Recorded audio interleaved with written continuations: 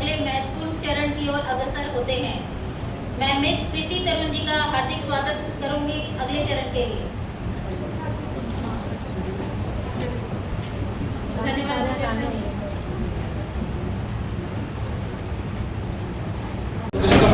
स्वागत एवं अभिनंदन करती हूँ। महिलाएं केवल परिवार की आधारशिला ही नहीं बल्कि समाज, संस्कृति, शिक्षा, प्रशासन, विज्ञान, राजनीति और राष्ट्र निर्माण की सशक्त वाहक भी हैं। जब महिलाएं नेतृत्व करती हैं तो वे केवल स्वयं आगे नहीं बढ़ती बल्कि पूरे समाज को प्रगति, संवेदनशीलता और सकारात्मक परिवर्तन की नई दिशा प्रदान करती हैं। इन्हीं प्रेरणादायी विचारों को केंद्र में रखते हुए हम आज के इस विशेष सत्र में प्रवेश कर रहे हैं। Mindset the society women leading change. यह विषय हमें यह संदेश देता है कि महिलाएं केवल परिवर्तन की सहभागी नहीं है बल्कि वे परिवर्तन की सशक्त निर्माता और समाज की दिशा निर्धारित करने वाली नेतृत्वकर्ता भी हैं। किसी भी सत्र का सफल संचालन अनुभवी एवं प्रेरणादायी नेतृत्व के मार्गदर्शन में और अधिक प्रभावशाली बन जाता है। अब मैं सादर माननीय चेयरपर्सन प्रोफेसर सविता बरगुजर जी से तथा माननीय सोनिया सैनी जी से अनुरोध करती हूँ कि वे कृपया मंच पर पधार कर अपना स्थान ग्रहण करें और अपने अनुभव, मार्गदर्शन एवं प्रेरणादायी व्यक्तित्व से इस सत्र को नई दिशा प्रदान करें।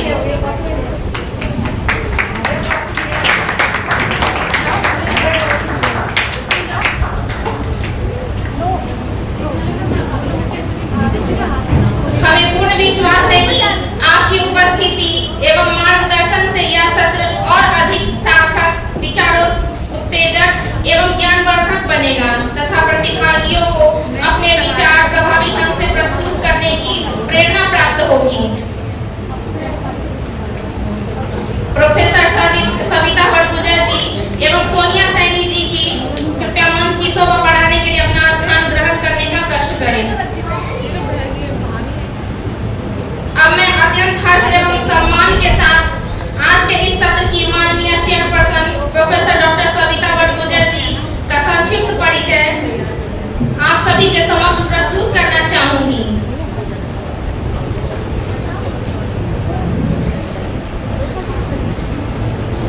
प्रोफेसर डॉक्टर सविता बरगुजर जी वर्तमान में दिल्ली विश्वविद्यालय के प्रतिष्ठित रामजस कॉलेज के रसायन विज्ञान विभाग में प्रोफेसर के पद पर कार्यरत है।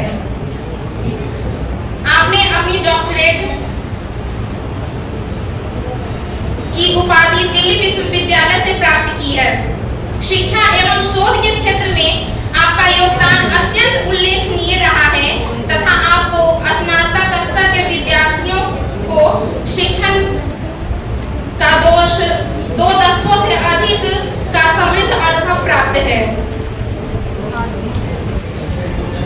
आपने राष्ट्रीय एवं अंतर्राष्ट्रीय स्तर के अनेक सेमिनारों, कार्यशालाओं एवं सम्मेलनों में सक्रिय सहभागिता करते हुए शोध प्रस्तुत किए हैं।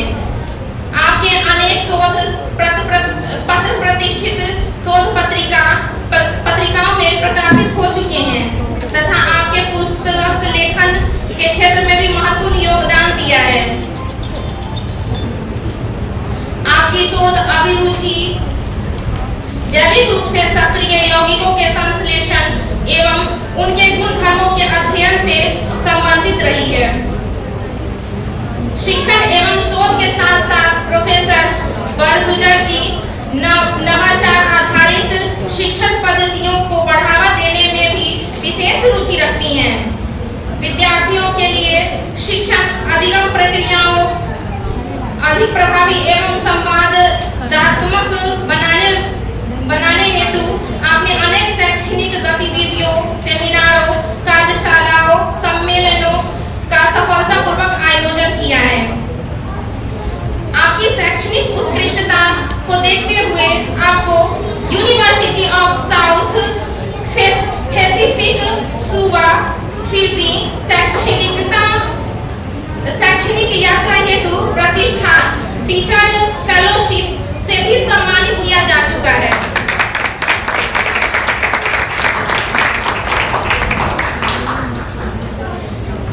अपने अकादमिक योगदान के अतिरिक्त प्रोफेसर बरगुजर जी सामाजिक सरोकारों से भी गहराई से जुड़ी रही हैं।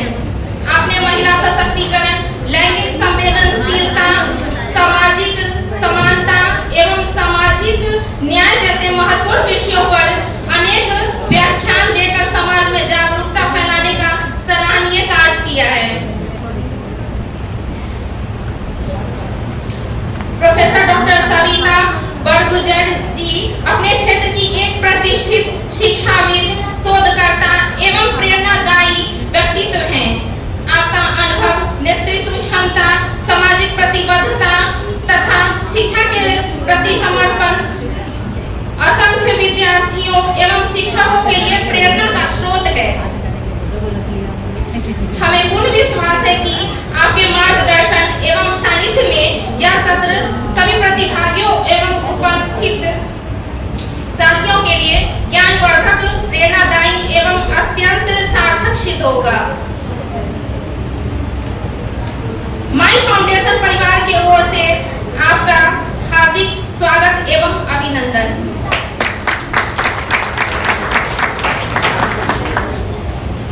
अब मैं विनम्रतापूर्वक मिस सोनिया सैनी जी से अनुरोध करती हूँ कि कृपया इस सत्र का विस्तृत परिचय प्रस्तुत करते हुए इसके उद्देश्य, विषय वस्तु एवं गतिविधियों के बारे में सभी उपस्थित साथियों को अवगत कराएं।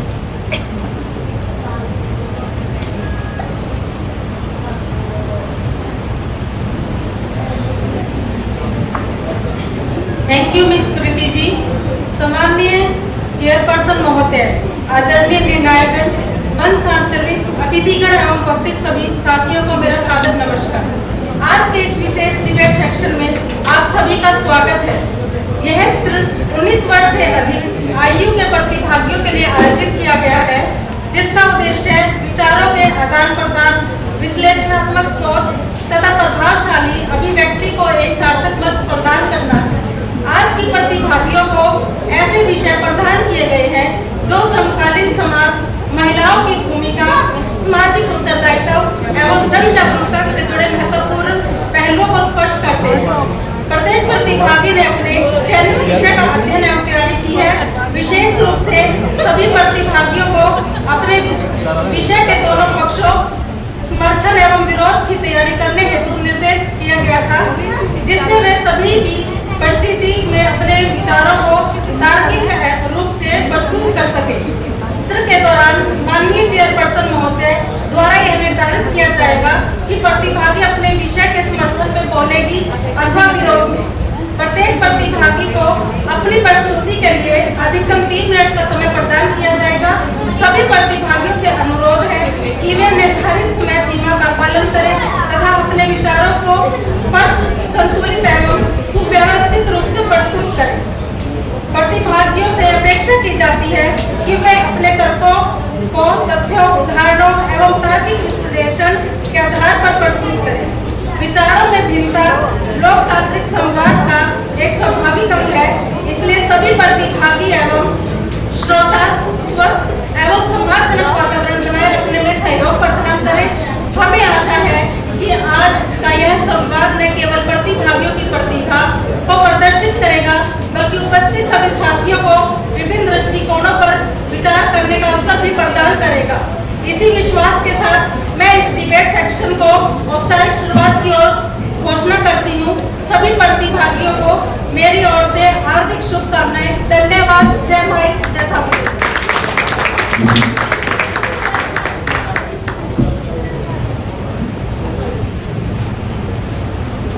धन्यवाद मिस सोनिया सैनी जी। आपके द्वारा साझा की गई जानकारी ने इस सत्र की महत्ता, उद्देश्य, दिशा निर्देश एवं प्रासंगिकता को हम सभी के समक्ष अत्यंत प्रभावशाली ढंग से प्रस्तुत किया।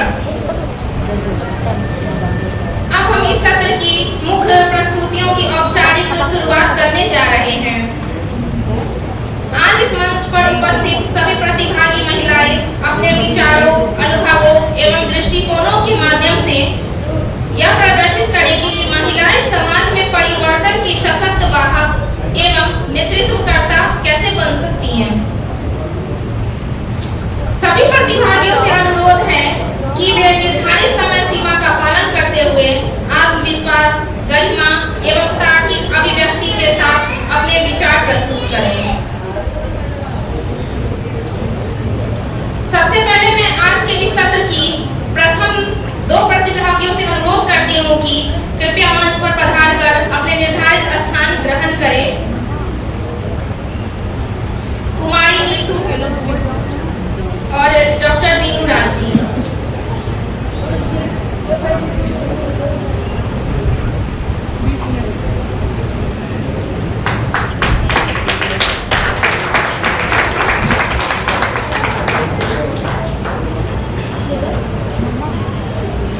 अब मैं आमंत्रित करती हूँ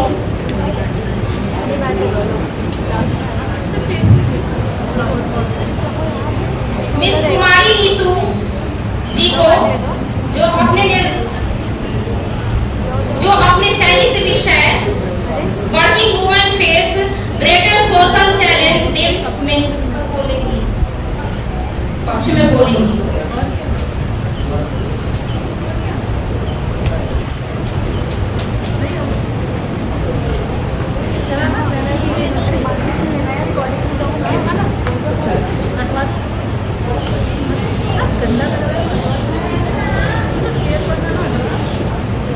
सभी को जय हिंद। कहा जाता है कि समाज तभी आगे बढ़ता है जब पुरुष और महिला दोनों समान रूप से प्रगति करते हैं।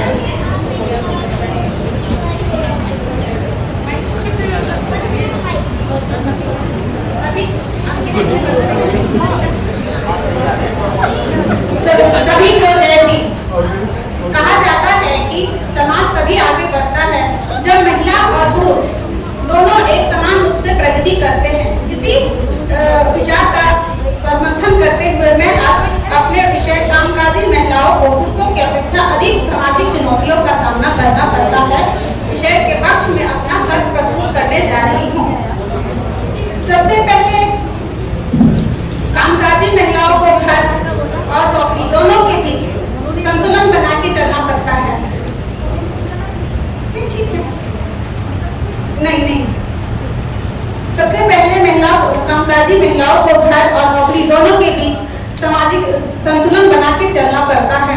उन्हें बच्चे, परिवार और ऑफिस के बीच संतुलन बनाना पड़ता है, जबकि पुरुषों को घरेलू जिम्मेदारियां इसके अपेक्षा काफी कम होती है। दूसरी तरफ महिला को समाज के कुछ लोगों द्वारा महिला के काम करने को सही नहीं माना जाता है। उन्हें कई प्रकार के प्रताड़नाओं और सामाजिक दबाव का सामना करना पड़ता है। फिर उसके बाद कार्यस्थल पर उन्हें लैंगिक भेदभाव, असमान वेतन और सामाजिक दबाव जैसी समस्याओं का भी एक सामाजिक चुनौती है उनके सामने। फिर उसके अलावा उनको मातृत्व, विवाह और करियर के बीच संतुलन बना के चलना पड़ता है, जो कि इसके लिए उन्हें अधिक मेहनत करनी पड़ती है। यह भी उनके लिए एक नई सामाजिक चुनौती बनके सामने खड़ी हुई है। अतः इस प्रकार यह कहा जाता है कि महिलाओं को पुरुषों की अपेक्षा अधिक सामाजिक चुनौतियों का सामना करना पड़ता है। यह गलत नहीं है। धन्यवाद। जय माए, जय रामायण, जय सावित्रीबाई।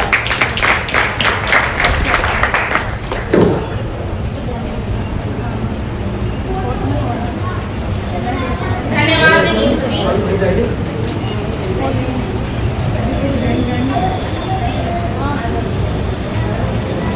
अब मैं डॉक्टर बीनू राज जी को बुलाना चाहूंगी, जो अपने चयनित विषय gender equality benefit the entire society पे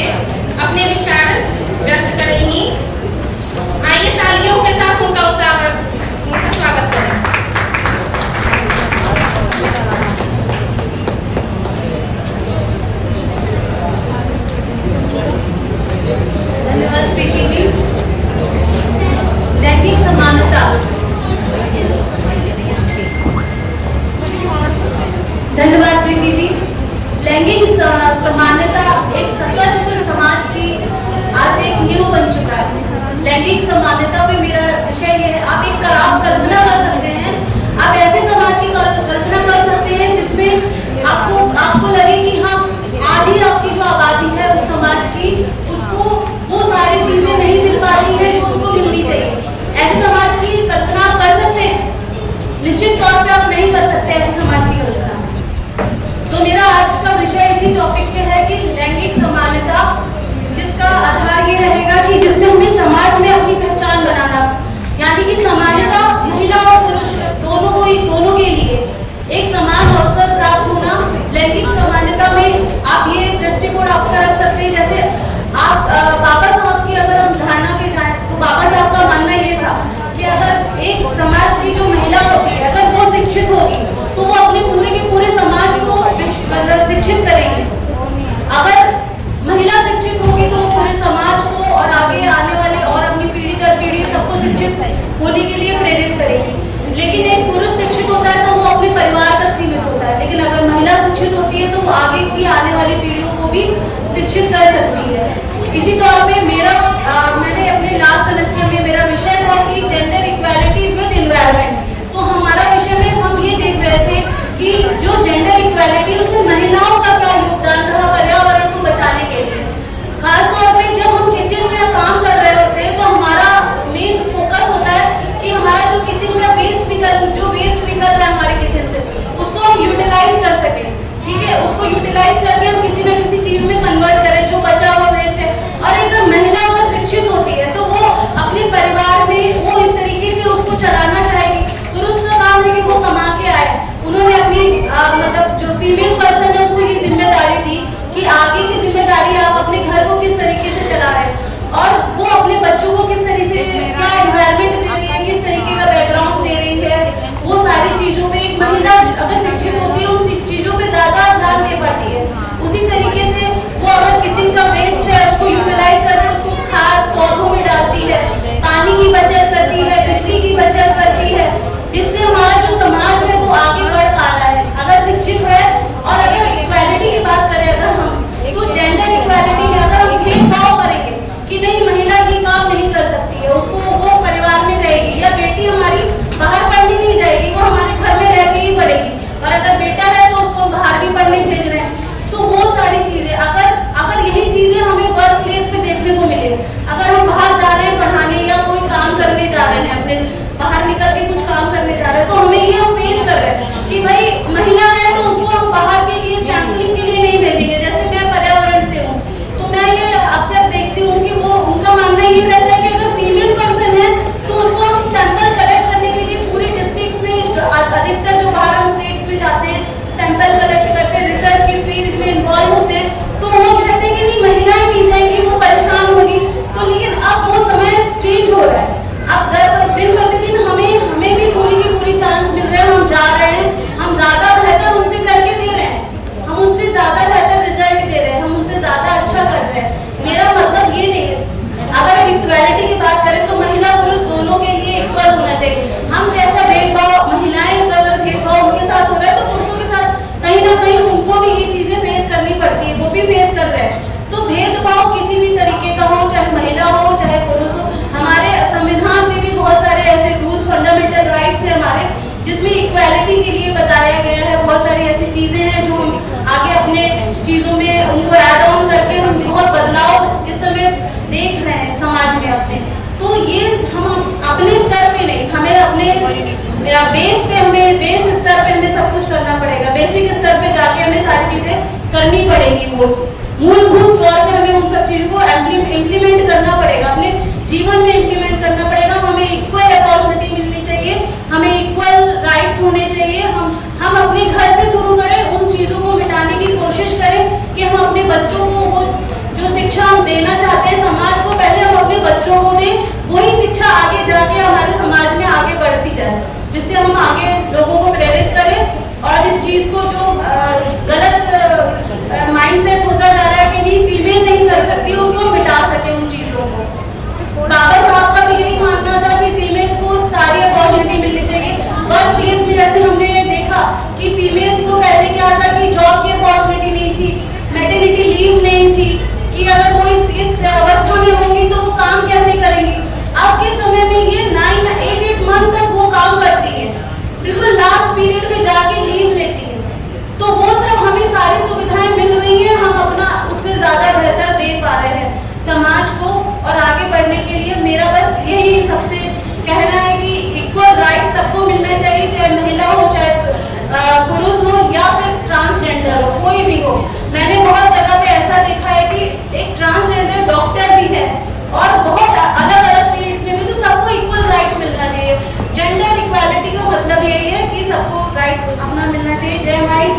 जय सावित्री बाई।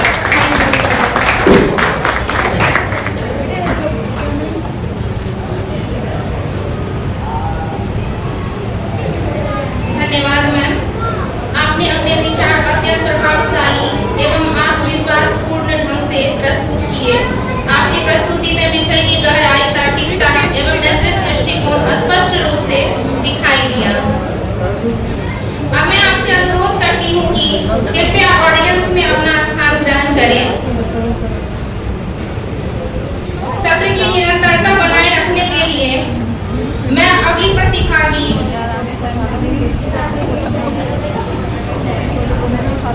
मिस भव्या पवार जी से अनुरोध करती हूँ कि वे कृपया इस मंच पर अपना स्थान ग्रहण करें।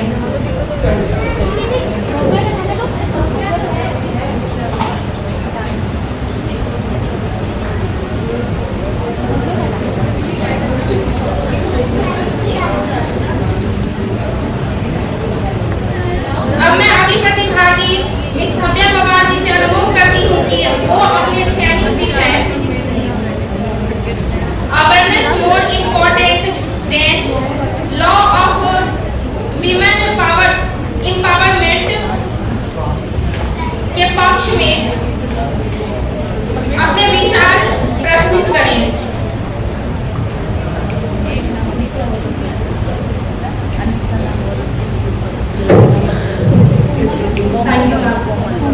जय भीम सभी को।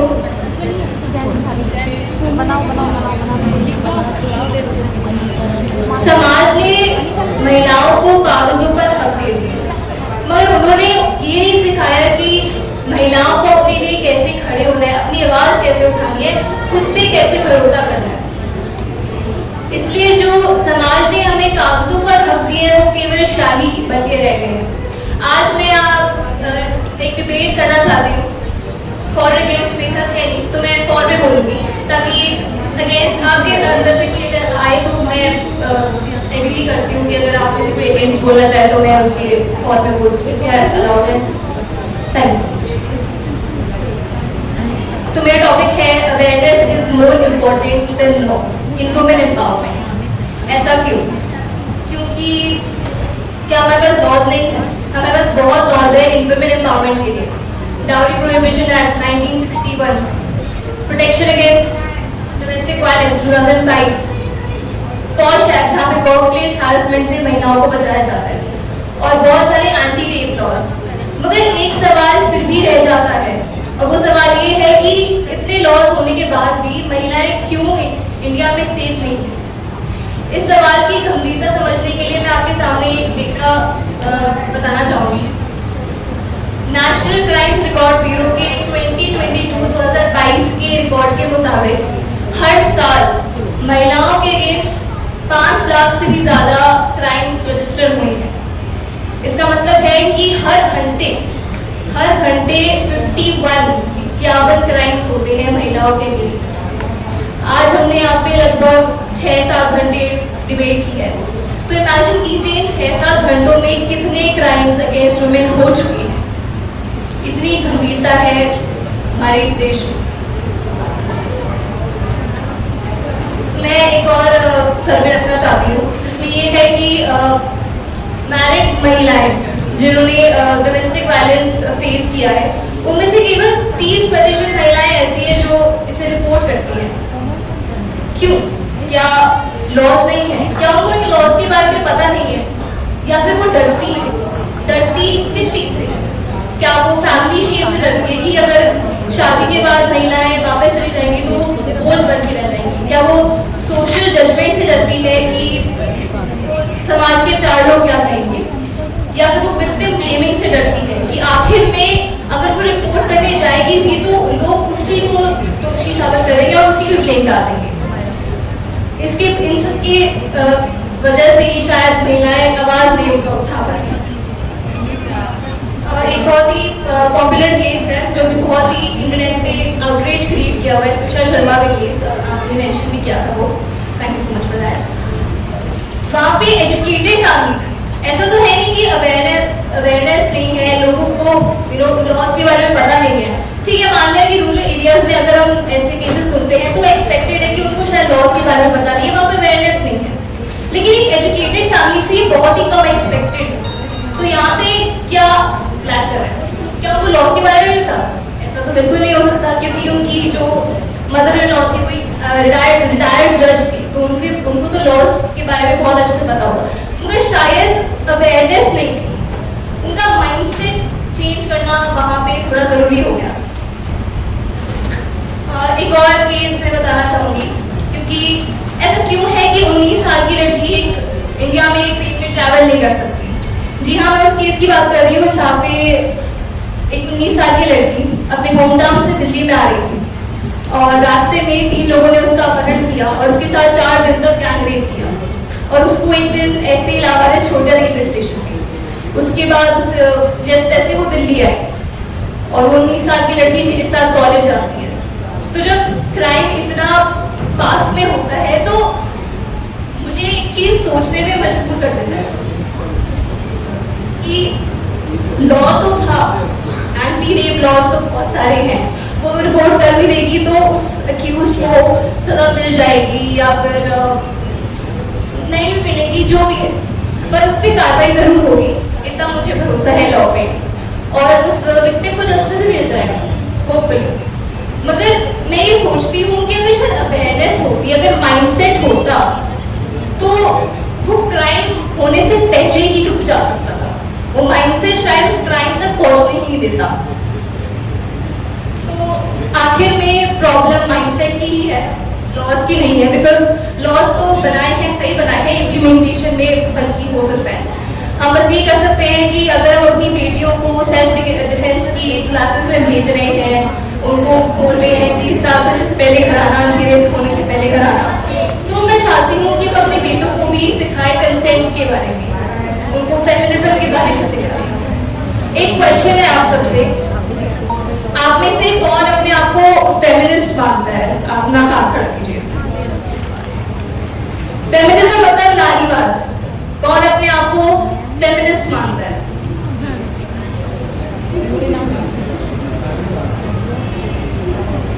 Thank you. जिन्होंने हाथ खड़ा नहीं किया, मैं उनका रीजन तो मुझे पता नहीं है। जिन्होंने नहीं हाथ खड़ा किया, काफी लोगों ने नहीं किया है, क्या रीजन हो सकता है? कि उनको मतलब नहीं पता। फेमिनिज्म का मतलब है इक्वल राइट्स। आई नो काफी लोगों ने आजकल इसे बना दिया है, लोग मानते हैं कि फेमिनिज्म मतलब महिलाएं मर्दों से ज्यादा अच्छी होती है, ऐसा कुछ नहीं, ऐसा नहीं है। फेमिनिज्म का असली मतलब ही यही है कि इक्वल राइट्स होना। जो इतनी इक्वालिटी पे आज बात की है, फेमिनिस्ट, अगर आप सब मानते हैं जेंडर इक्वालिटी में, तो फिर आप फेमिनिस्ट हैं। इसमें आपको मानने या ना मानने की तो बात ही नहीं है। ये मेरा एक पॉइंट था बस। क्लोजिंग स्टेटमेंट मेरे आज के इस डिबेट की यही रहेगी कि लॉज क्रिमिनल्स को पनिश कर देते हैं क्योंकि वो रिएक्टिव होते हैं, प्रिवेंटिव नहीं। मगर अवेयरनेस शायद उस क्रिमिनल को वहां तक पहुंचने से रोक सकती है, उस क्रिमिनल को क्रिमिनल बनने से रोक सकती है। Thank you.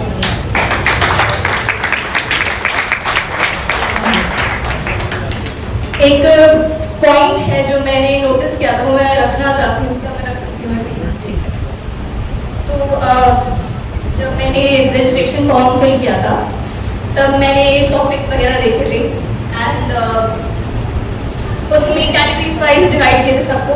एजुकेशन के ऊपर बच्चों का था, फिर उनसे बड़े, फिर बुजुर्ग रहा, उनको फैमिली वैल्यूज़ के बारे में मैंने टॉपिक्स दिए हुए थे, उनसे अच्छी फैमिली वैल्यूज़ हमें कौन सिखा सकता है। मगर फिर मैंने 19 साल से बड़े महिलाएं और पुरुषों के टॉपिक्स देखे और उनके अंदर कितना बड़ा डिफरेंस था, मैंने वो नोटिस किया कि कैसे जो 19 साल से बड़ी महिलाएं हैं उनको 20 टॉपिक्स दिए और 20 के 20 women empowerment, house hold, education for women, financial independence for women, और ये सब दिया। ऐसा नहीं है कि वो गलत है, वुमेन एम्पावरमेंट के बाद वुमेन से अच्छी और कौन कर सकता है? बिकॉज जिसने टॉपिक चुने वो शायद ये सोचता होगा कि इन वुमेन्स को आगे लाने के लिए ये टॉपिक्स दे सकते हैं क्योंकि वो इससे इमोशनली कनेक्ट करती हैं, वो शायद अपने पर्सनल एक्सपीरियंस से बता सकती हैं। मगर इतना डिफरेंस क्यों है? जब मैंने 19 से बड़े पुरुषों के टॉपिक्स को देखा, 20 टॉपिक्स और 20 के 20 leadership, brotherhood, unity, democracy, institutionalism, इन सब के बारे में था। क्या वुमेन एक अच्छी लीडर नहीं? आज का प्रोग्राम मुझे ऐसा लगता है कि 90% वुमेन ही हैंडल किया है। उनके लिए एक बार तालियां हो जाए।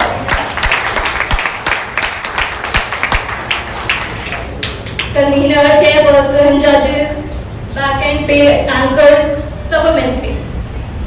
मेरा जो टॉपिक था awareness is more important then law. तो वो जो अवेयरनेस की मैं बात करती हूँ और जो अवेयरनेस की हम सब बात करते हैं, वो आज थोड़ी और बढ़ सकती थी अगर ये टॉपिक्स इक्वली डिवाइड होते, अगर वुमेन एम्पावरमेंट की बातें थोड़ी पुरुष भी कर लेते हैं आज। क्योंकि ऐसा तो है नहीं कि पुरुष वुमेन एम्पावरमेंट मानते नहीं, बिल्कुल मानते हैं, वो बातें सुनते हैं, वो समझते हैं और वो मानते भी हैं। मगर शायद अगर वो रिसर्च करे इसके बारे में और यहाँ पे आके बोले तो वो थोड़ा और इस बारे में समझ सकते हैं और वो सोच सकते हैं, वो सोचने पे मजबूर कर सकते हैं अपने आप को कि वुमेन एम्पावरमेंट के बारे में सोच रहे हैं। आखिर में बस ये कहना चाहती हूँ कि आखिर वुमेन एम्पावरमेंट क्या है, महिला सशक्तिकरण का अर्थ क्या है, स्वतंत्रता, समानता, अधिकारों का हक, बराबरी का हक है ना, महिलाओं की एजुकेशन। मगर तो ये सारी चीजें समाज ही महिलाओं को देता है। तो मैं ये सोच रही हूँ कि अगर समाज ये सारी महिलाओं, समाज ही है जो ये सारी चीजें महिलाओं को देता है और इंश्योर करता है वुमेन एम्पावरमेंट, तो समाज में केवल महिलाएं ही नहीं है, पुरुष भी है। तो जिस दिन से पुरुष वुमेन एम्पावरमेंट के बारे में जोरों शोरों से आगे होके बात करना सीखेंगे और आवाज उठाएंगे, तो शायद एक और स्टेप आगे बढ़ सकते हैं वुमेन एम्पावरमेंट के लिए। Thank you so much.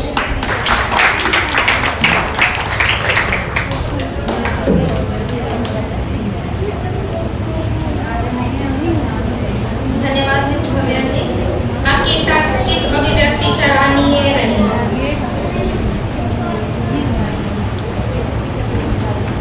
अगली प्रतिभागी मिस अनीता रानी जी और मिस कोमल जी से अनुरोध करती हूँ कि वे कृपया मंच पर अपना स्थान ग्रहण करें।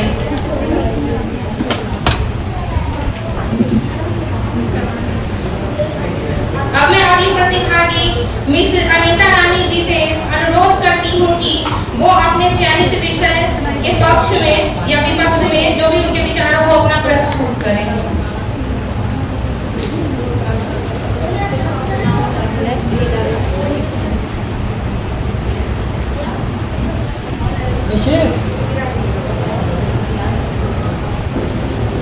प्रदीप जी बना दीजिएगा, प्रदीप जी इधर दे दीजिएगा।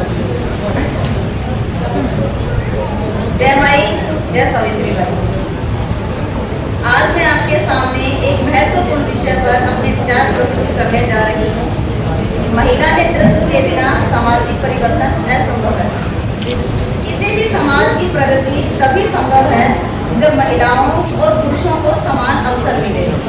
महिलाएं केवल परिवार की शक्ति ही नहीं है, बल्कि समाज को नई दिशा देने वाली प्रेरणादायक नेता भी हैं। इतिहास गवाह है कि जब जब महिलाओं ने नेतृत्व संभाला है, तब तब समाज में सकारात्मक परिवर्तन आया है। महिलाओं ने शिक्षा, स्वास्थ्य, समानता और मानव अधिकारों के क्षेत्र में महत्वपूर्ण योगदान दिया है। महिलाओं का नेतृत्व संवेदनशीलता, साहस, दृढ़ संकल्प और दूरदर्शिता का प्रतीक होता है। हमारे देश में अनेक महान महिलाओं ने समाज को नई राह दिखाई है, जैसे इंदिरा गांधी जी, कल्पना चावला जी, किरण बेदी जी जैसी महिलाओं ने यह सिद्ध किया है कि अवसर मिले तो महिलाएं हर क्षेत्र में उत्कृष्ट नेतृत्व कर सकती हैं। आज महिलाएं शिक्षा, विज्ञान, खेल, राजनीति, व्यापार और सामाजिक सेवा जैसे हर क्षेत्र में अपनी पहचान बना रही हैं। महिलाओं का नेतृत्व न केवल समाज को आगे बढ़ाता है, बल्कि आने वाली पीढ़ियों को प्रेरित भी करता है। इसलिए हमें महिलाओं को समान अवसर और नेतृत्व के लिए प्रोत्साहन देना चाहिए। जब महिलाएं आगे बढ़ती है तो पूरा समाज आगे बढ़ता है। समावेशी दृष्टिकोण से के सामाजिक परिवर्तन की प्रक्रिया में महिलाओं का नेतृत्व यह सुनिश्चित करता है कि नीतियां और विकास योजनाएं केवल एक तरफा न होकर समाज के हर वर्ग, विशेषकर बच्चों, बुजुर्गों और हाशिए पर मौजूद लोगों की जरूरतों के प्रति संवेदनशील है। मूल्यों के हस्तांतरण के अंतर्गत महिलाएं पीढ़ियों से परिवार और समाज की प्राथमिक शिक्षक रही हैं। वे समानता, अहिंसा और करुणा जैसे बुनियादी मूल्यों को अपनी पीढ़ी तक पहुंचाती हैं, जो एक स्वस्थ समाज की नींव है। महिलाओं के नेतृत्व के बिना समाज का केवल एक ही हिस्सा आगे बढ़ सकता है, जिससे संपूर्ण सामाजिक परिवर्तन की कल्पना अधूरी रह जाती है। अंत में मैं यही कहना चाहूंगी कि महिला नेतृत्व केवल महिलाओं के लिए नहीं, बल्कि पूरे समाज के विकास और परिवर्तन के लिए आवश्यक है। हम सबको मिलकर महिलाओं को सशक्त बनाकर और एक बेहतर, समान और प्रगतिशील समाज का निर्माण करना चाहिए। कर्म करो तो फल मिलता है, आज नहीं तो कल मिलता है। कर्म करो तो फल मिलता है, आज नहीं तो कल मिलता है। जितना गहरा होगा कुआं, उतना ही मीठा जल मिलता है। धन्यवाद आप सभी का। जय भीम, PRA टीम, जय माई, जय सावित्री बाई।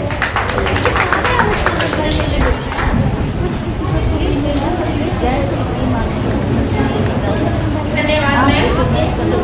अब मैं अगली प्रतिभागी मिस कोमल जी से अनुरोध करूंगी कि वे अपने विषय में अपने विचार प्रस्तुत करें।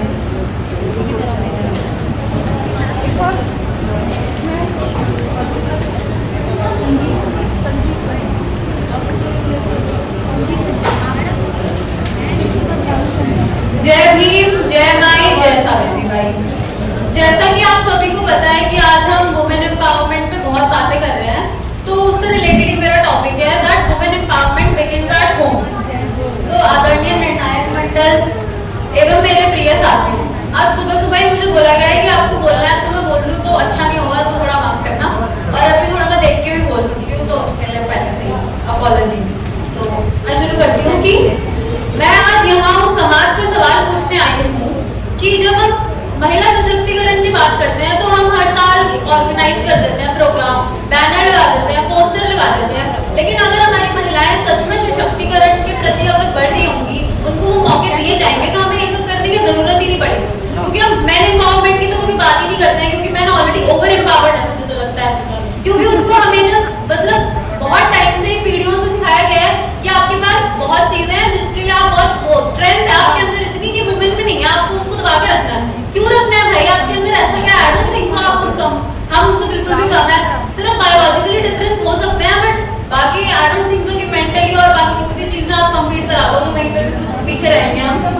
और बाकी ये चीज है कि जो महिला सशक्तिकरण है वो घर से इसलिए शुरू होता है क्योंकि जब हम घर में देखते हैं तो हमारे जैसे मतलब जो भी मेल सोसाइटी में जो भी लोग हैं, जैसे पापा हो गए या कोई भी हो गए, तो वो हमें ऐसे बताते हैं, मतलब हम मेरे पापा नहीं, मतलब जनरली कि ऐसे बोलते हैं कि ना अरे आप लड़की हो तो आपको ना ऐसे बोलना चाहिए, आपको इतना हंसना चाहिए, आपको ऐसे बैठना चाहिए। क्यों बैठना चाहिए भाई? हम भी तो इंसान है, हम तो कैसे भी बैठ सकते हैं। अब ऐसे थोड़ी ना है कि लड़कियों के लिए रूल्स अलग है, लड़कों के लिए रूल्स अलग है। रूल्स तो सेम ही है। अब किस सोसाइटी ने रूल्स बना दिए?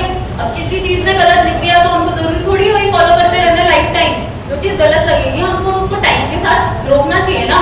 अपने जैसे अपने दिमाग को भी प्रयोग करना चाहिए। अगर हमें लग रहा है कि कोई रूल है वो लड़कियों के लिए सही नहीं है, उनको वो दबाने के लिए कोशिश कर रहा है किसी भी तरह से, मेंटली, इमोशनली, फिजिकली, कुछ भी तरह से आप सोचो, तो हमें उसको रोकना चाहिए। ये नहीं कि बस वो एक ट्रेडिशन की तरह फॉलो होता आ रहा है कि उसको करते ही रहो। तो ये मेंटली हमें ना थोड़ा एम्पावर्ड खुद ही होना पड़ेगा कि हमें मैन को एम्पावर्ड करने की ज्यादा जरूरत है कि वो इक्वल समझे वुमेन को, कि हमें वुमेन एम्पावरमेंट की जरूरत ही ना हो। और बाकी बात ये है कि जैसे घर में ही शुरुआत होती है, जैसे जो औरतें हैं वो आज भी अपने सपनों के लिए लड़ती रहती हैं। उनको लगता है उनको अपने करियर चूज करने के लिए पहले बोल दिया जाता है। जैसे जनरली लड़कियों को बोला जाता है आपके लिए ना टीचिंग बहुत सेफ ऑप्शन है, कि उसमें आपको लाइक सुबह जाना है, दोपहर तक आप वापस आ जाओगे और शाम को आप बच्चों के साथ टाइम स्पेंड करो, अच्छा मतलब करियर सेफ है आपके लिए। बट जैसे कोई होता है जैसे आप नाइट ड्यूटी नहीं कर सकते, ये नहीं कर सकते, तो भाई नाइट ड्यूटी में हमें अनसेफ फील कराने वाले भी तो मैन है ना। तो उनको समझना चाहिए ना कि हमें इतना सक्षम होना है कि हम अपनी सोच बदलने की बहुत ज्यादा जरूरत है। वुमेन एम्पावरमेंट की बात हमने बहुत कर ली, अब हमें लड़कों को पढ़ाने की जरूरत है कि उनको अपने से कमजोर लड़कियों को बिल्कुल समझना नहीं चाहिए। साथियों, जैसे जो लड़कियां हैं वो अपने घर में ही अपने चार दीवारी में ही सीमित रह जाती हैं। अपने जो भी सपने हैं वो हमेशा उनको छोटा महसूस करने के लिए बोला जाता है कि आपको ऐसा, मतलब आपको ये चीज नहीं करनी, वो चीज नहीं करनी। तो जैसे मेरे पापा से मेरी बहुत बहस होती है इस बात पे। जब वो कुछ कहते हैं तो मुझे लगता है कि नहीं, मैं क्यों नहीं बोल सकती। फिर वो कहते तू बड़ी जुबान लड़ाती है। जुबान लड़ाना क्या है? अगर किसी लड़की को बोलना आता है, उसके बारे में उसके पास अपनी वॉइस है, तो वो जुबान लड़ाना नहीं होता है। वो होता है कि अपने बात को अच्छे से आपके सामने रखना चाहती है। लेकिन आज से पहले लड़कों ने कभी ये चीज सुनी नहीं है ना। उनको हमेशा अपनी लड़कियों पे, अपने औरतों पे सिर्फ उनको बस बताने का अधिकार मिला है कि आप जो बोलोगे वही वो करेंगी। लेकिन जब सामने से कोई बोलेगा तो उनको तो फिर वही अपनी वो सो कॉल्ड मैस्कुलिनिटी पे कमजोर महसूस होगा ना कि अब तो वही खतरा है, क्योंकि मुश्किल हो गई ना। लड़कियां भी बात सिखा रही हैं अपनी।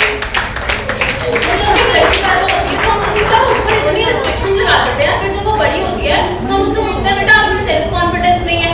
तो जब आपने बचपन से ही उसके अंदर वो बिल्ट होने ही नहीं दिया तो बड़े होके थोड़ी ना ऑटोमेटिकली मैजिकली एकदम से one day all of a sudden आ जाएगा। तो वो स्टार्टिंग में हम कितनी, मतलब आयरॉनिकल है ना ये चीज कितनी, कि हम बचपन में तो उसको सिखाते हैं कि आप चुप रहो, और फिर उसको सहनशील बताते हैं कि चुप रहना ही आपकी सहनशीलता है। पर जब वो बड़ी होती है तो उसको अन्याय के खिलाफ भी चुप रहना लगता है कि यही सही है, हमें चुप ही रहना चाहिए, सैक्रिफाइस करने के लिए हम बने हैं। लेकिन आजकल की लड़कियां ऐसी नहीं है। जैसे जिनको उनको जो भी गलत लगता है वो उसके खिलाफ बोलती हैं। उसी चक्कर में लोगों को लगता है फेमिनिज्म गलत है, लड़कियों को पढ़ा दिया गया तो बहुत ज्यादा वो हो गई हैं, लाउड हो गई हैं, जिद्दी हो गई हैं। बट वो चीज नहीं है। कभी उन्होंने ये चीज पहले फेस ही नहीं किया तो उनको भी ये चीज लाउड और जिद्दी वाली लग रही है। बट अगर उनको हमेशा से ही वो चीज सामने साथ में रखी हुई मिलती कि अगर सेम टाइम पे या हमें साथ में खाने बैठ के खाना है, लड़कियां खाना बना रही है, आदमी लोग गरम गरम रोटी खा रहे हैं, ऐसा क्यों है? लड़कियां भाई जब रोटी बना रही है, जब लड़की खाना खा रही है तो लड़कों को भी बना दो एक रोटी अपनी बीवी के लिए, कौन सी बड़ी बात है।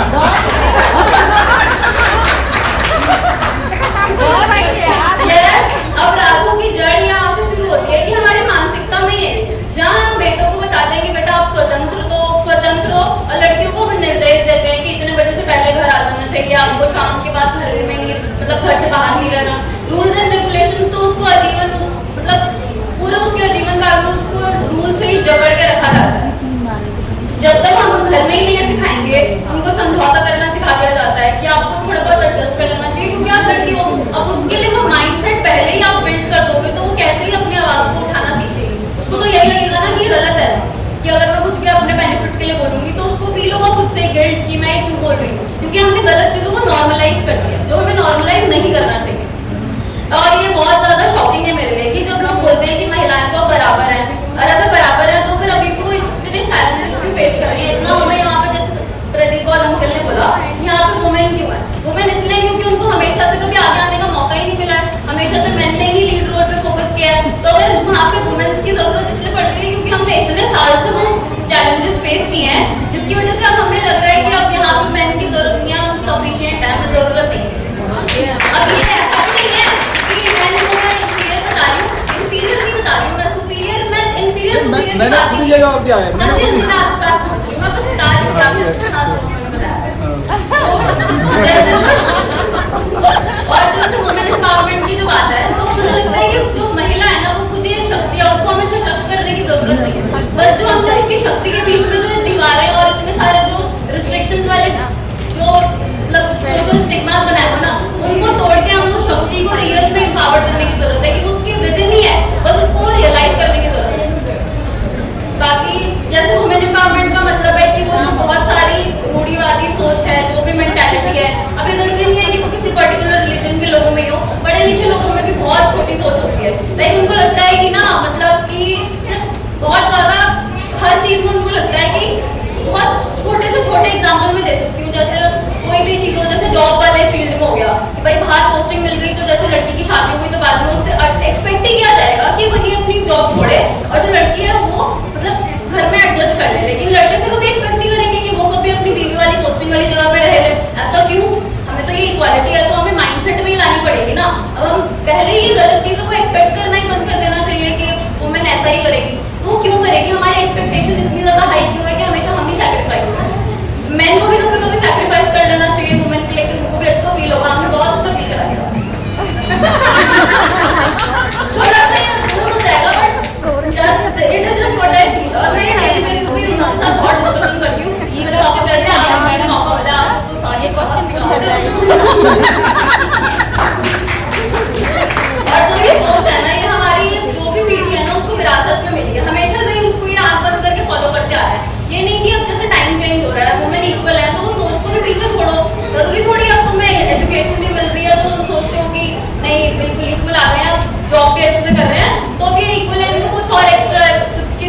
जरूरत नहीं है।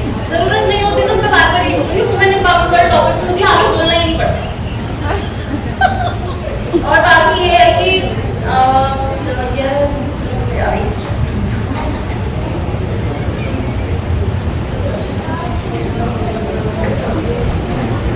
जैसे हम देखते हैं कि हमारे घर में बच्चे हैं, जैसे कोई भी बच्चा पैदा होता है या फिर जैसे लड़का पैदा हुआ तो लड़के पैदा होने के बाद हम ऐसे एक्सपेक्ट करते हैं कि एक लड़की और होनी चाहिए, एक लड़की। उस चक्कर में पॉपुलेशन इतनी बढ़ जाती है, तब भी प्रेडिक्टेबिलिटी थोड़ी है कि अपने लड़का पैदा होगा तो लड़की हो ही जाएगी 2 टाइम बाद। और ऐसा नहीं है कि अगर किसी के पास 2 लड़की है तो वो कभी एक्सपेक्ट नहीं करेगा कि तीसरा में करना है लड़की चाहिए भाई हमें, क्योंकि वो सोच ही नहीं हमें लड़की भी तो चाहिए है ना।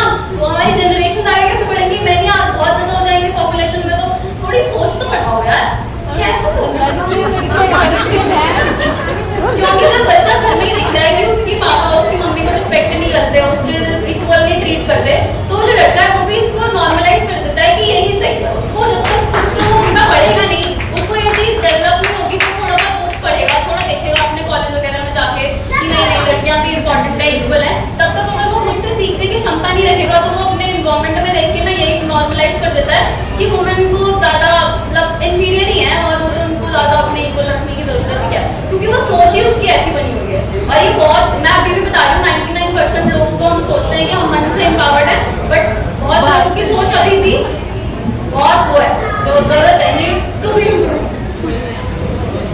और यदि किसी लड़की को अपने घर में आवाज उठाने के लिए नहीं साहस दिया जाएगा तो वो दुनिया में कभी अपनी आवाज को कैसे उठा सकेगी? सेल्फ कॉन्फिडेंस उसमें कभी आएगा ही नहीं। और समस्या ये है कि हम पुरुष प्रधान समाज में ये इतने जो रिजिड जो कल्ट सोसाइटी के लोग होते हैं उनके डोमिनेंस को फिर उनको यूज करने का मौका ही नहीं मिलेगा ना। अगर फिर वुमेन एम्पावर्ड हो जाएंगी तो फिर पैट्रियार्की तो धीरे धीरे खत्म हो जाएगी। तो यही हम चाहते हैं कि पैट्रियार्की जल्दी से जल्दी खत्म हो और मैट्रियार्की भी ना हो बट इक्वालिटी हो, क्योंकि हम भी नहीं चाहते कि हमेशा वुमेन इंफीरियर रहे या वुमेन सुपीरियर रहे। We want everyone to be equal. किसी को हमने फील किया है क्योंकि कैसा इंफीरियर होकर फील होता है, तो हम नहीं चाहते कि मैन को भी कभी वैसा फील होना पड़े, क्योंकि हम इतना वो नहीं कर रहे, लाइक होता है ना प्रोटेस्ट कि हमें उनसे ज्यादा बहुत ज्यादा वो चाहिए रिस्पेक्ट या इतना ज्यादा उनसे ज्यादा स्टेटस चाहिए, इक्वल चाहिए बस। ये तो बहुत बेसिक नीड है। अगर मैन के साथ ऐसा फील हुआ होता तो उनको भी ये फील होता कि इक्वालिटी कितनी ज्यादा इंपॉर्टेंट है और लाइक हमारी लाइफ में बहुत बड़ा इंपॉर्टेंट रोल प्ले करती है। और एग्जाम्पल जैसे मैं देती हूँ, जैसे कोई मेहमान आता है हमारे घर में तो हम जैसे लड़कियों को बोलते हैं कि बेटा थोड़ा चाय बना के ले आओ, लेकिन अपने बेटे को तो कभी नहीं बोलते कि जाके दीदी की थोड़ी रसोई में मदद कराओ। अगर उस बेटे में खुद से दिमाग है तो वो जाके मदद कराएगा, तो उस बेटे की दिमाग की वो है लाइक तारीफ करनी पड़ेगी उसकी कि वो खुद जा रहा है अपनी बहन की मदद कराने। बट हमने कभी मैंने देखा नहीं है मोस्टली पेरेंट्स को कि वो सिखाएं अपने बेटे को भी कि थोड़ा बहुत हमें वुमेन की भी हेल्प करानी चाहिए किचन वाली चीजों में, क्योंकि घर में खाना बनाना, सफाई करना, झाड़ू पोछा करना ये बेसिक ह्यूमैनिटी है। मतलब बेसिक ह्यूमैनिटी नहीं, बेसिक ह्यूमन नीड्स कि आपको आना ही चाहिए। साफ सफाई में रहोगे नहीं, जैसे जो लोग बैचलर होते हैं उनको जनरली ये सब चीजें आती हैं क्योंकि उनकी शादी नहीं होती, उससे पहले तो उनको अकेले ही रहना पड़ता है तो वो सीख जाते हैं। लेकिन जो लोग हमेशा से अपनी फैमिली के साथ रहे हैं वो लोग ये सब चीजों को वैल्यू नहीं देते, उनको हमेशा से अपनी मम्मियों से ये सब काम कराया मिल जाता है तो उनको लगता है कि ये सब लड़के ही करेंगे। और बाकी ये है कि जब लड़के को बोला जाता है कि बेटा आप शाम से पहले बस यही है, बाकी का बोलने को तो बोल सकती हूँ और मुझे जल्दी बोलने के लिए बोल दिया तो बस यही ना। जैसे हमने सदियों से ना बेटियों को बोला है कि आपको सिखाया है कि आपको दुनिया में ना ऐसे आपको बच के रहना है, ये रहना है, बट अब वक्त आ गया कि हमें लड़कों को बताना चाहिए कि आपको कैसे अपने साथ जो भी वुमेन है उसको कैसे सेफ फील कराना है, कि उसको कभी भी अनसेफ फील ही ना हो, उसको ऐसा फील ही ना करना पड़े कि मैं अगर शाम को घर से बाहर जाऊंगी तो मुझे अनसेफ फील होगा। मुझे तो ऐसा लगता है शाम को लड़कों को बाहर भी निकलने देना चाहिए कि वो लड़कियों के लिए अनसेफ तो लड़के ही करते हैं ना, उनको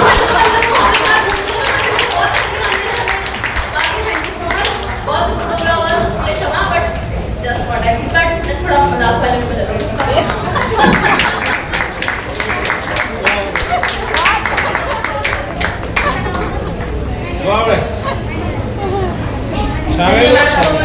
समाज में सकारात्मक परिवर्तन के लिए ऐसे विचार अत्यंत आवश्यक हैं।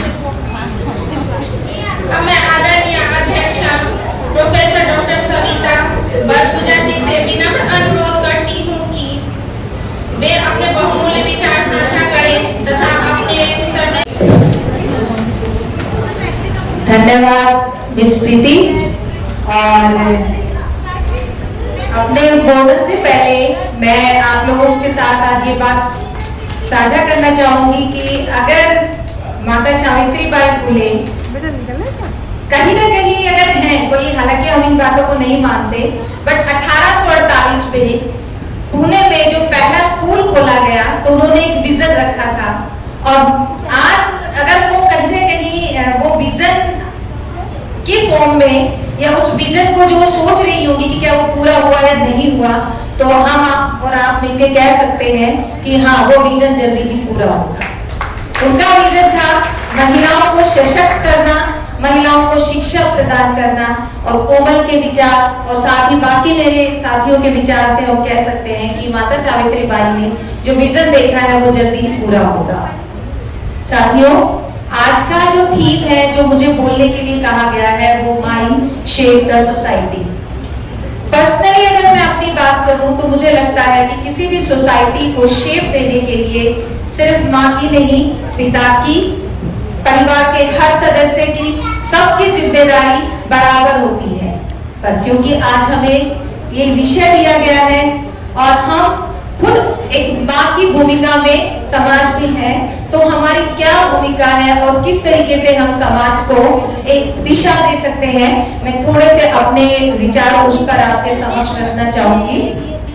सबसे पहले मैं अपने आइडियल बाबा साहेब की कोट से शुरू करूंगी कि मैं किसी भी समाज की प्रगति को उस समाज की महिलाओं द्वारा प्राप्त प्रगति के आधार पर मापता हूँ।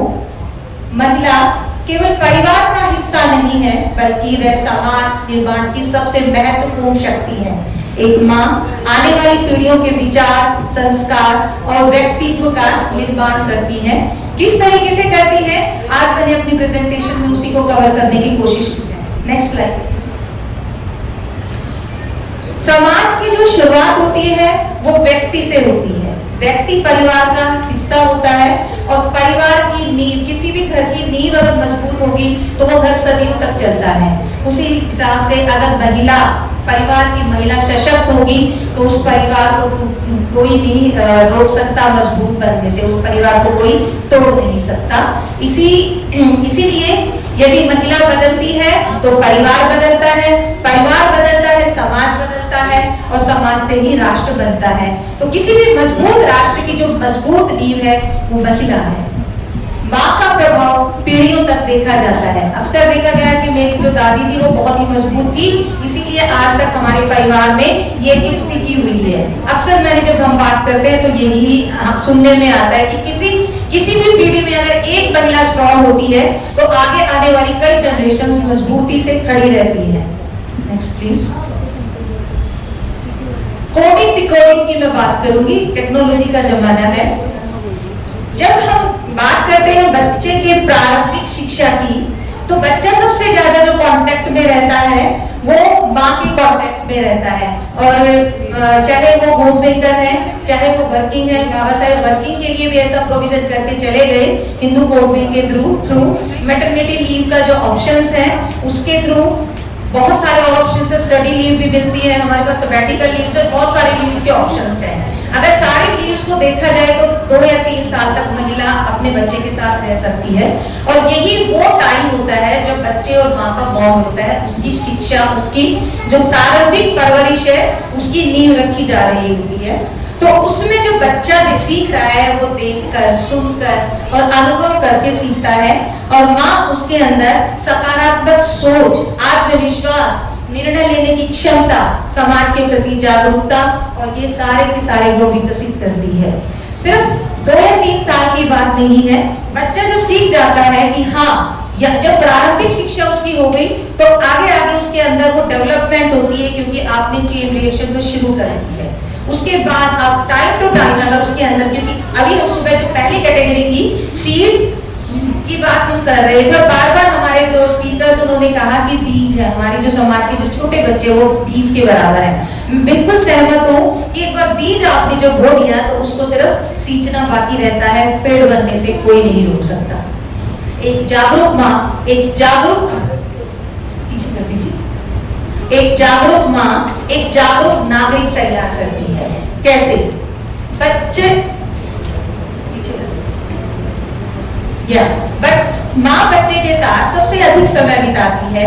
अच्छा, ये इसलिए नहीं है कि मतलब पुरुष नहीं बिता सकते, पुरुष भी बिता सकते हैं, लेकिन क्योंकि बच्चे को सिखाने की जो पावर, जो लगन जो होती है ना वो हम महिलाओं में ज्यादा है। हमें लगता है कि हमें पता नहीं बच्चे को क्या क्या सिखा दें, तो उसी के तहत मैं ये नहीं जेंडर इक्वलिटी की फिर भी बात करती हूँ, इक्वलिटी सब बराबर है, लेकिन क्योंकि हम अपनी रिस्पॉन्सिबिलिटी हम फिक्स कर रहे हैं, हम माई फाउंडेशन की महिलाएं, हम महिलाओं के रोल की हम बात कर रहे हैं, उसके तहत हम ये बता रहे हैं कि बच्चे को जो सिखाती है माँ, वो क्या सिखाती है, क्या सही है क्या गलत है, समाज में कैसे रहना है, चुनौतियां आएंगी और चुनौतियों का सामना कैसे करना है, उन सब के बारे में ओपनली डिस्कशन करके बच्चे को हर पल टोक कर, उसको समझाकर, डांट कर, हर तरीके से माँ सोचती है कि उसको एक बेहतर इंसान बनाया जा सके।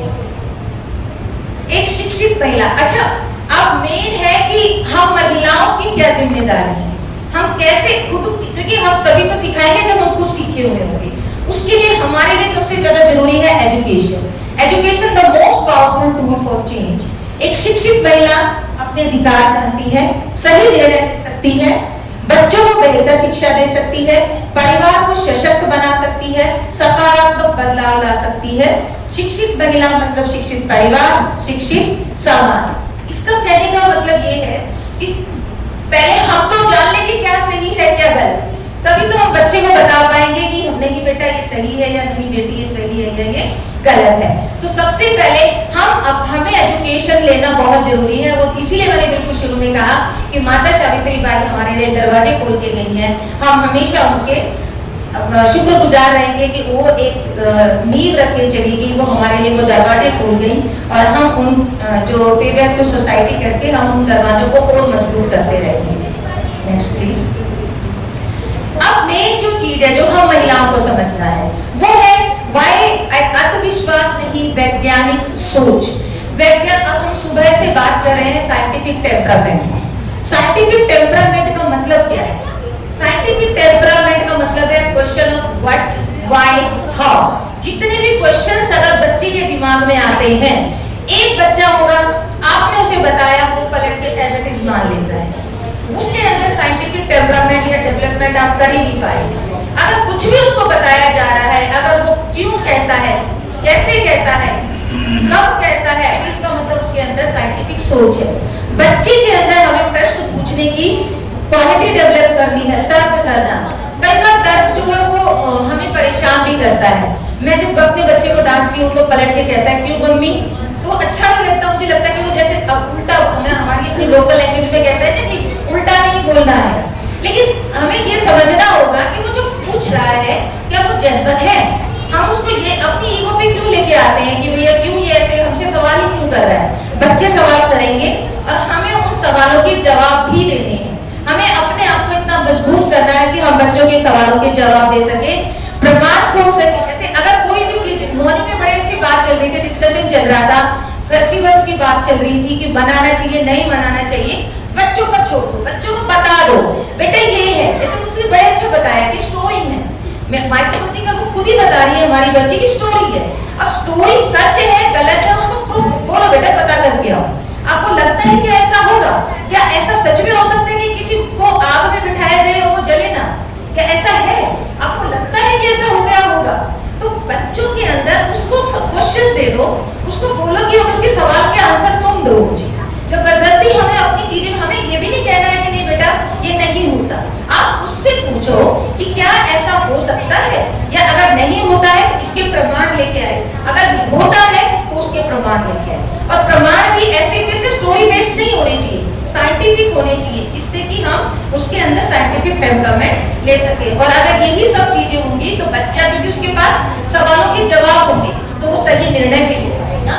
तो माँ यदि बच्चों में वैज्ञानिक दृष्टिकोण विकसित करती है तो वे अंधविश्वास नहीं बल्कि ज्ञान के आधार पर निर्णय लेते हैं। तो हमें बेसिकली मैं यहाँ पर यही कहना चाहूंगी कि हर चीज में बच्चों से बताइए उनको कि बच्चों तुम्हें पता होना चाहिए क्या सही है क्या गलत है। हम अपनी जो सोच है, अपनी जो ज्ञान है वो उनको बता तो देंगे, जैसे हम अपनी आइडियोलॉजी उनको बता तो दें, लेकिन लेट देम डिसाइड कि क्या हमारी जो आइडियोलॉजी है वो सही है या जो बगल की जो आइडियोलॉजी है या दूसरे लोगों की आइडियोलॉजी है वो गलत है। उसको खुद सोचने दीजिए, खुद उसको निकालने दीजिए आपसे।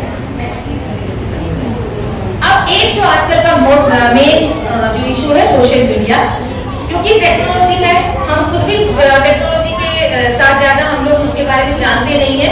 तो महिलाओं से मेरा एक आग्रह रहेगा, ऑनलाइन आजकल बहुत सारे टूल्स ऐसे आ गए हैं जिससे कि हम उसके बारे में जान सकते हैं। जैसे मैं अगर बात करती हूँ, मैं अक्सर अपनी सखियों को बताती हूँ कि चैट जीपीटी यूज करो और खुद ही अपनी स्पीच बना दो। चैट जीपीटी यूज करो और खुद ये ले आओ। तो ये पुरानी टेक्नोलॉजी नहीं है, नई टेक्नोलॉजी है। हम जो महिलाएं हैं, हमें नई टेक्नोलॉजी के बारे में पता होना चाहिए। क्यों पता होना चाहिए? क्योंकि जो बच्चे उसको यूज करेंगे उसके सही और गलत तभी तो हम बता पाएंगे। नहीं तो बच्चे ही हमें पागल बना देंगे कि नहीं मम्मी ये आपको क्या पता। तो ये क्या पता की जगह हमें कहना है कि नहीं बेटा नया है तो हमें बता दो। उसके बाद सही गलत या और ज्यादा जानकारी हम खुद भी कलेक्ट कर लेंगे। तो सोशल मीडिया एक शक्तिशाली माध्यम है, लेकिन उसके सकारात्मक और नकारात्मक दोनों उपयोग है और हमें इसकी जानकारी जरूर रखनी चाहिए कि क्या सही है और क्या गलत है, ताकि हम बच्चों में उसके अकॉर्डिंग उनको बता दें। मैं यहाँ पर मैं आपको सिर्फ इतना बता एक रिक्वेस्ट करना चाहूंगी, क्योंकि सोशल मीडिया आजकल हर कोई यूज कर रहा है, तो समय समय पर एक बार पता जरूर करते रहिए कि बच्चा सोशल मीडिया में किस जगह पर ज्यादा से ज्यादा समय बिता रहा है। गेम खेल रहा है, कौन से गेम खेल रहा है, और अगर और कोई ऐप यूज कर रहा है तो कौन से ऐप यूज कर रहा है। आप फ्रीली बात कीजिए और उनको कहिए बेटा अगर गेम ही है, अगर अच्छा लग रहा है कि फिक्स टाइम में मैं तुम्हें दे ही दूंगी, बट तुम मुझे भी बता दो कि किस तरीके का गेम है। क्या तुम में कोई ऐसी नेगेटिव डेवलपमेंट तो नहीं हो रही है जिससे कि हमारा जो हम चाह रहे हैं वो तुम में डेवलपमेंट, उस तरह की डेवलपमेंट ना हो पाए। Next please. अब ये तो सबको पता है कि हम महिलाएं बहुत मजबूत होती है, सोच ले तो पता नहीं क्या नहीं कर सकती। तो हर क्षेत्र में हमारा रोल आज है ही, शिक्षा, विज्ञान, राजनीति, समाज सुधार, प्रशासन, खेल। तो मैं अपनी नेक्स्ट प्लीज। तो मैं अपनी इस स्पीच में जैसे मैं जो मेरी आइडियल है उनके बारे में जिक्र करना चाहूंगी। सावित्रीबाई फुले शिक्षा क्रांति की जननी है, हम सब जानते भी हैं, और मेन नंबर उनका संदेश शिक्षा ही मुक्ति का मार्ग है। और हम महिलाओं के लिए तो शिक्षा ही मुक्ति का मार्ग है, हम कह सकते हैं। दूसरी जो महिला हमारी है रमाबाई अम्बेडकर, उन्होंने संघर्ष करके दिखाया और उनके ही त्याग और जो त्याग के परिणाम है कि आज हम सब सशक्त बनकर आप सबके सामने खड़े हैं। धैर्य, त्याग, समर्पण, ये रमाबाई अम्बेडकर की कुछ क्वालिटीज थी। और उनकी क्वालिटीज के बारे में तो अगर हम बात करने लगेंगे तो शायद हमारे अंदर 1% भी उनकी क्वालिटीज नहीं है। तो नमन है हमारी माता रमाबाई अम्बेडकर को और सावित्रीबाई फुले को। Please next. या ये एक इम्पॉर्टेंट है, पुरुष सहयोगी हो सकते हैं, निर्णायक नहीं। महिलाओं को सहयोग की आवश्यकता है, अनुमति की नहीं। आज भी कई महिलाएं निर्णय लेते समय कहती हैं मैं पूछ कर बताऊं। कई बार क्या होता है, हम बहुत सारे प्रोग्राम्स करते हैं ऑर्गेनाइज, जैसे अभी आज भी हमने प्रोग्राम ऑर्गेनाइज किया। ऐसे जो हम 14 अप्रैल के प्रोग्राम हम करते हैं या फैमिली गेट टुगेदर करते हैं, वाई फाउंडेशन के अंदर हम डिफरेंट प्रोग्राम्स करते हैं। हम सबसे रिक्वेस्ट करेंगे, महिला अगर हमको मिलती है, हमारी टीम बड़ी सशक्त है, वो कहीं पर भी पकड़ लेती है कि हम ये प्रोग्राम कर रहे हैं, आप इसमें पार्टिसिपेट करिए या हम कराएंगे उसमें कराइएगा। एक सीधा सा सवाल आता है, पूछ कर बताऊंगी। मतलब क्या मुझे ये उस टाइम पे मेरे पास कोई आगे पूछने को नहीं होता? क्या हम महिला ये नहीं देख सकते कि मेरे बच्चे के लिए क्या सही है क्या गलत है? एक प्रोग्राम ही हो रहा है, उसकी पर्सनैलिटी डेवलपमेंट के लिए हम एक प्रोग्राम कर रहे हैं। हम आपके घर घर जा रहे हैं। मुझे आज भी याद है, मैं और रूपा मैडम घर घर जा जाके सबको कह रहे थे कि 26 नवंबर का प्रोग्राम था। आप सबको पता ही है कि हम बड़े स्केल पर करते हैं उस प्रोग्राम को, अलग अलग एक्टिविटीज ऑर्गेनाइज करते हैं। बड़ी मुश्किल होती है हम लोगों को वहां पर पार्टिसिपेंट लेना। सब कर रहे हैं, साथ ही बड़ा मुश्किल होता है किसी प्रोग्राम को ऑर्गेनाइज करना। और उस प्रोग्राम को ऑर्गेनाइज करने का मजा तभी है जब उसमें पार्टिसिपेंट आए, और अगर पार्टिसिपेंट नहीं आते हैं तो बड़ा डिमोटिवेशन होता है। बच्चों के लिए किया जाता है, तो आप सभी से अनुरोध है, जहां भी पता चले कि प्रोग्राम हो रहा है तो अपने बच्चों को पार्टिसिपेट कराइए। पर्सनैलिटी डेवलपमेंट के इससे बेहतर मौके और कहीं नहीं हो सकते। स्कूल्स में होते हैं, पर आपको पता है कि हमारे बच्चों को स्कूल्स में कितना मौका मिलता है, और वहाँ मिल भी नहीं सकता। एक सेक्शन में 55 बच्चे होते हैं, तो किस किस को मौका दिया जाए? या हम ढूंढ कर बच्चों को बुलाते हैं, आओ ले आओ। तो उसमें जब ये सवाल आता है ना कि मैं पूछ कर बताऊंगी, तो मुझे समझ नहीं आता उसके पीछे का कारण क्या होता है। उसके बाद महिलाओं को अपना मूल्यांकन स्वयं करना होगा। पुरुषों के द्वारा हमें अपनी कोई मूल्यांकन हम पुरुषों से नहीं कराना। हमें पता है कि हम किस रास्ते पर जा रहे हैं, हम सशक्त हैं, हम आत्मविश्वासी हैं, आत्मनिर्भर हैं, स्वयं निर्णय ले सकते हैं, अपनी जिम्मेदारी हमारी अपनी है, हमें किसी पुरुष के मूल्यांकन की जरूरत नहीं। यदि कोई माँ निर्णय लेती है, आप बच्चा कोई पूछने आया, आपने एकदम से निर्णय ले लिया, इसका मतलब उसके अंदर आपने ये बता दिया कि हाँ, अपना निर्णय बदल लिया जा सकता है। आप एक बात ये भी कह सकते हैं, बेटा आपका क्या कहना, आप इसमें क्या कह सकते हैं। तो निर्णय लेने की जो क्षमता है उसमें करिए। अगर मैं उसमें हर बार उसको कहूंगी बेटे पापा से पूछ के बताऊंगी, तो बच्चे को लगेगा कि इसका मतलब ये है कि हर चीज जो पापा को ही पता है, मम्मी को कुछ पता ही नहीं, फिर हमारा क्या फायदा हुआ एजुकेशन में। तो मेरा मेन कहने का मतलब है कि माँ जो है वो निर्णय लेने वाली बने, अवसर को पहचाने, जिम्मेदारी उठाए, तो बच्चा भी नेतृत्व करेगा, आत्मविश्वासी बनेगा और चुनौतियों का सामना करेगा। आगे बढ़िए। अब जो ऐसा है, क्या हमारे महापुरुषों ने महिलाओं के लिए कुछ नहीं किया? नहीं, हमारे महापुरुषों के कार्यों की वजह से ही आज मैं आप सबके समक्ष माइक लेकर खड़ी हूँ और अपने विचार आपके समक्ष रख रही हूँ।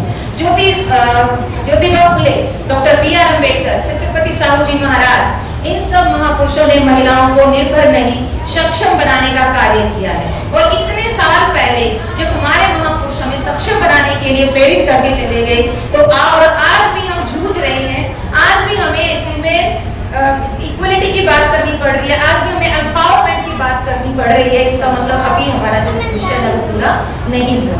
आगे प्लीज। यस, अब मैं बात करना चाहूंगी माई फाउंडेशन की। मुझे हृदय से गर्व है कि मैं माई फाउंडेशन की एक मेंबर हूँ। माई फाउंडेशन होम मेकर्स महिलाओं को समाज परिवर्तन में सक्रिय भागीदार बनाना सिखाता है, महिलाओं में लीडरशिप स्किल का विकास करता है, विभिन्न सामाजिक शैक्षिक जागरूक कार्यक्रमों का आयोजित करता है, कार्यक्रमों की योजना संचालन, मन संचालन, समन्वय, प्रबंधन की जिम्मेदारी सब महिलाओं को देना माई फाउंडेशन सिखाता है। महिलाओं को केवल प्रतिभागी नहीं बल्कि आयोजक, निर्णयकर्ता, नेतृत्वकर्ता के रूप में विकसित करता है। आज मैं अपनी महिलाओं से, अपनी महिला साथियों से एक रिक्वेस्ट करना चाहूंगी, सामने आइए, बोलना सीखिए। मुझे आज भी याद है, मैं जैसे रूपा मैम से बात भी कर रही थी, शुरू में जब हम माइक पकड़ते थे ना, ऐसे कांपते थे और कोई भी हम कंपटीशन में ये था कि करना जरूर है पार्टिसिपेट, कभी जीतते ही नहीं थे। क्यों? भूल जाते थे, हाथ कांपते थे, पैर कांपते थे। लेकिन आज हम मजबूती से आपके समक्ष खड़े हैं। क्यों? क्योंकि हमने जो मौके मिले उनको मौकों को कैच कर लिया। तो आप लोगों को भी मौका दिया जा रहा है। गलत सही छोटे बच्चे हैं, वो रोते हुए जा रहे हैं, कोई बात नहीं, आज वो रोए हैं, मैं आपको विश्वास दिलाती हूँ एक दिन वही बच्चा माइक अकेला खड़ा होकर बिना किसी पेपर पेन के आपको करके दिखा देगा। लेकिन उसके लिए आप लोगों को भी भागीदारी देनी होगी। आप लोगों को उनको दिखाइए, सिखाइए कि बेटा देखो गलती मैंने भी की थी, मैं भी, लेकिन आज आपके समक्ष मजबूती से खड़ी हूँ। तो आप भी बच्चे जरूर वो दिन आएगा, बिना किसी पेपर पेन के मजबूती से माइक आपके सामने होगा और 1000 लोग आपको सुन रहे होंगे। इस तरीके की क्वालिटी हमें अपने बच्चों को देनी। ये कुछ प्रोग्राम्स है जी। ये थर्ड प्रोग्राम का है, फर्स्ट वाला नहीं, ये तो हमने बस ऐसे दिखा दिया कि हमारे जो प्रोग्राम्स हैं उनमें देखिए पोस्टर्स के थ्रू बता रहे हैं कि सारी महिलाएं हैं, उसमें एंकर्स महिलाएं हैं, उसमें जो स्पीकर्स हैं वो महिलाएं हैं, उनमें जो सारे के सारे जो मैक्सिमम जो प्रोग्राम हुए हैं उसमें फ्रंट लाइन पर हमारी माई फाउंडेशन ने महिलाओं को ही मौका दिया है। Next please.